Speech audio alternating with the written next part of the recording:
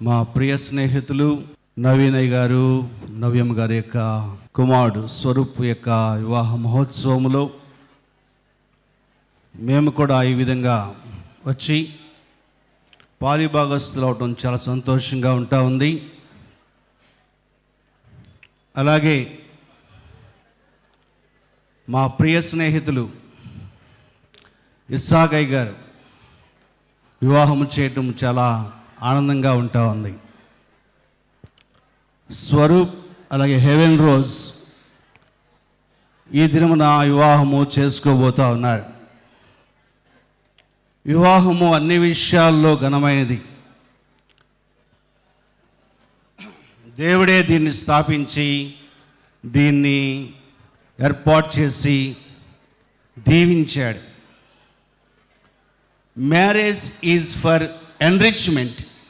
మొట్టమొదటిగా ఎందుకయ్యా మ్యారేజ్ అంటే, మ్యారేజ్ ఈజ్ ఫర్ ఎన్రిచ్మెంట్, ఫలించి అభివృద్ధి పొందమని చెప్పి దేవుడు ఈ వివాహ వ్యవస్థను ఏర్పాటు చేశాడు.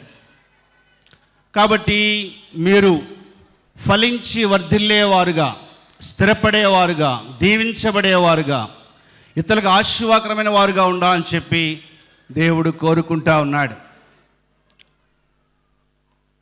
దేవునిలో యేసు ప్రభు వారిలో మీరు ఉన్నట్లయితే తీగ ద్రాక్షావళిలో ఉంటే ఎలాగో ఫలిస్తుందో, ప్రభువులో ఉంటే మీరు ఇంతగా ఫలించేవారుగా ఉంటా అని చెప్పి మనవి చేస్తూ ఉన్నాను. మా నాన్నగారికి పరిచయాలు ఉన్నాయి, ఏం పర్వాలేదని చెప్పి అనుకోవడానికి ఏమాత్రం వీల్లేదు.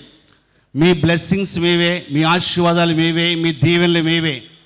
కాబట్టి ఈ యొక్క వివాహ వ్యవస్థలో మీరు ఫలించి దీవించబడి దేవునికి ఆశీర్వాదకరంగా ఉండాలని చెప్పి నా యొక్క మనవి తెలియజేస్తున్నాను.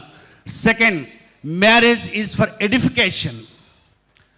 మ్యారేజ్ ఎందుకంటే మ్యారేజ్ అది మీ కుటుంబాన్ని కట్టేదిగా ఉంది. యెహోవా ఇల్లు కట్టించనేలా దాని కట్టువారి ప్రయాసము వ్యర్థమే.